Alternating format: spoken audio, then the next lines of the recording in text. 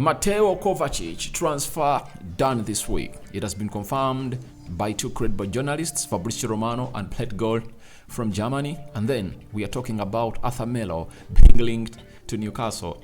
Sources coming in from Italy are linking him to that side. And lastly, we are talking about Angel Di Maria, Snubs Messi, and obviously just finds himself a better team to play his game of football. Welcome to Rokani Media Football. How are you guys? It's the Transfer News Show. And this is Rokani David. You can call me RD. Follow me on Twitter at Rokani Media FB, where you're going to get most of the stories that don't happen to appear into our feed that we do upload in here on a daily. Let's see close to 300 likes, smashing this video, and let's continue subscribing because we want to hit 15,000 subscribers before the end of this month. And you know the days are really counting down onto this channel. Now, let's do a little bit of transfer news coming in from Mateo Kovacić, Angel Di Maria, and Melo. Now,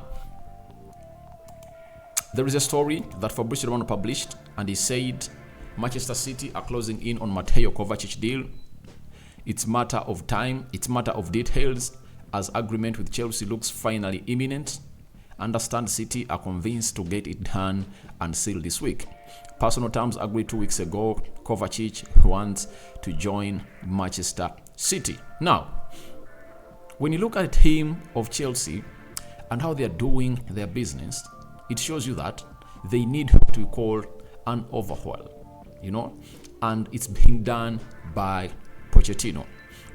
A shake-up is being made in a very proper way, and players are being moved on in a very good way. When you look at the pro players that are really on their way out, Kai Havertz to Arsenal, Mason Mount to Man United, Khalid Koulibaly, Eduardo Mendy, Hakimi Ziyech, and Pierre-Emerick Aubameyang, all those to Saudi Arabia, and now Mateo Kovacić to Man City. Those are so far 7 players that Chelsea are really moving on, and those 7 players can get them close to £200 million, if I'm not mistaken. Because when you look at the price tag of Kai Havertz, Arsenal made a verbal offer of £60 million yesterday, and it's yet to be approved and obviously put there as an official bid. That is £60 million. They want £70 million for Mason Mount, but I think they'll settle for 60 from Man United.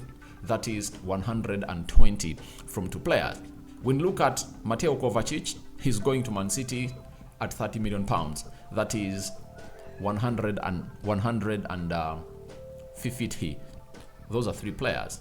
Now, the others, they can sum up to £100 million, meaning that Chelsea can get in £250 million from the sale of 7 players. And I think that is really a very big boost in as far as not violating their financial fair play rules is concerned. And Tony Boyle is just a genius at doing this. I mean, it's him having a very bad spell in his first transfer window where he spent close to £700 million and he never got even a Champions League spot or European spot, and his team finished in, is it 10th? He's trying to make things right, and I think he's on the right path. He has gotten in a manager that thinks they are going to get the job done at Chelsea, and is offloading these people. Talking about Mateo Kovacić, he's a very good player. To me, I call him a complete midfielder. Why? He can play as a CDM, he can play as a box-to-box midfielder, he can play as a central attacking midfielder. He's complete, and that's why Pep Guardiola is looking at him as the ideal replacement of Ilkay Gundogan. Ilkay Gundogan has made his decision. He's not staying at Man City. He's moving out. Arsenal and Barcelona are fighting for the signature of Ilkay Gundogan. And as it stands, we don't know where he's going, but Pep confirmed to us the interest of Barcelona in Ilkay Gundogan being concrete.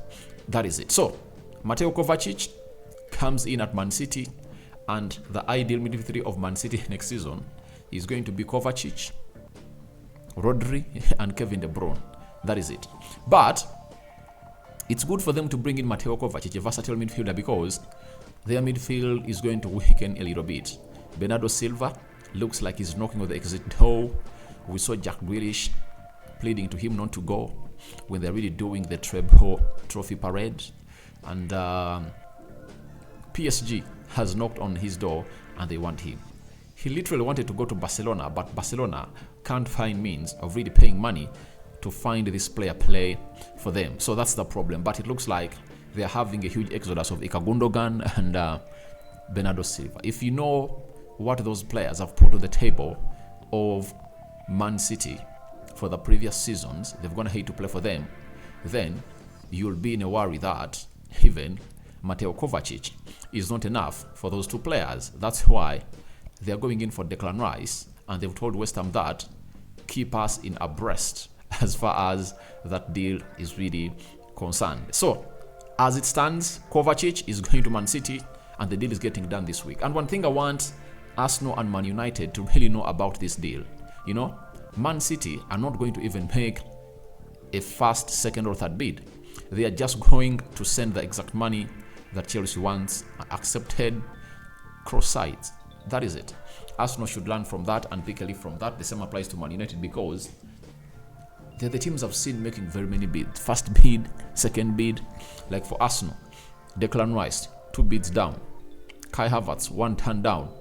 Julian Timber, 1 turn down. So I think they should learn the style as to how Man City does its stuff. That is it. So let's leave Mateo Kovacić there and let's talk about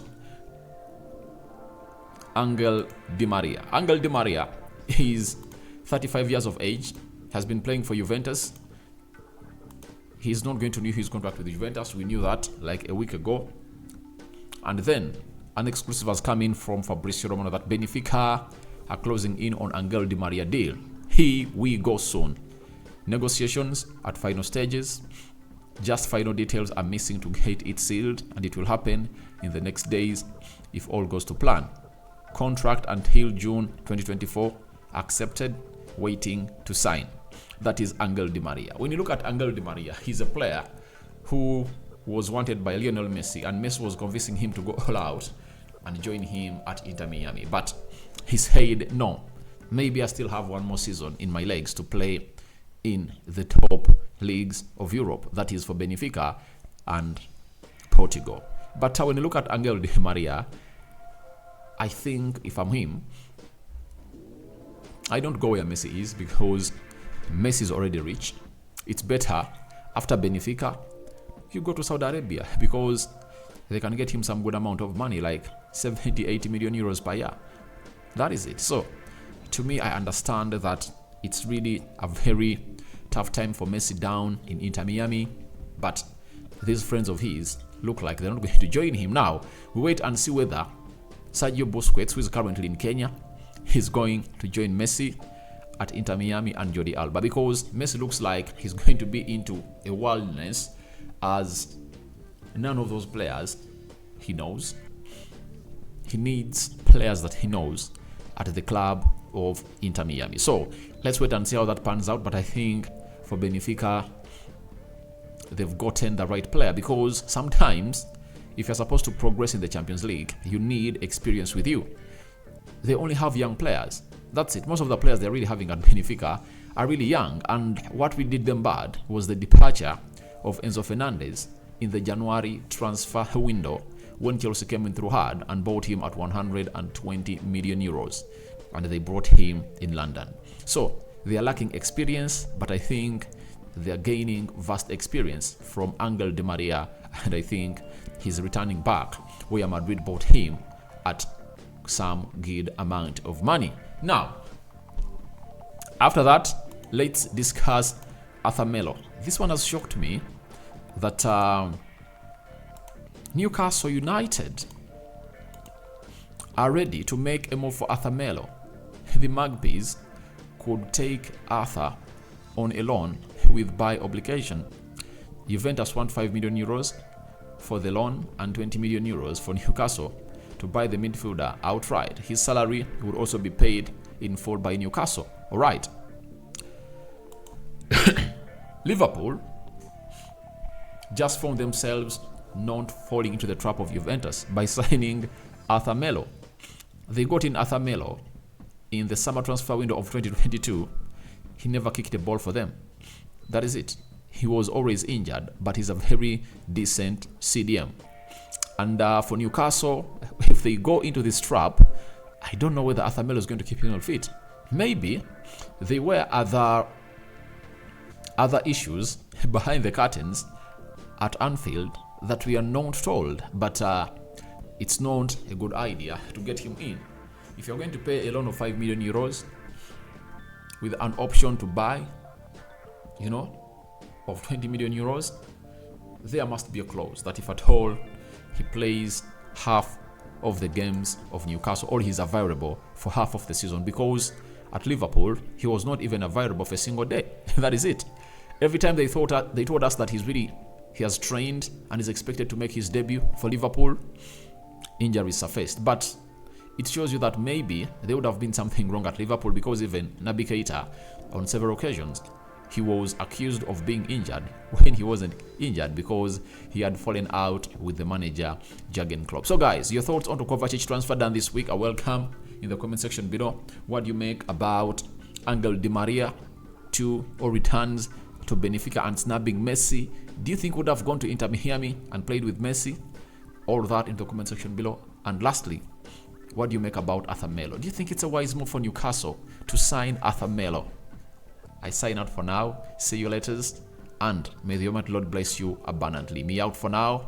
My Muslim friends, may Allah also protect you abundantly. Ciao, ciao.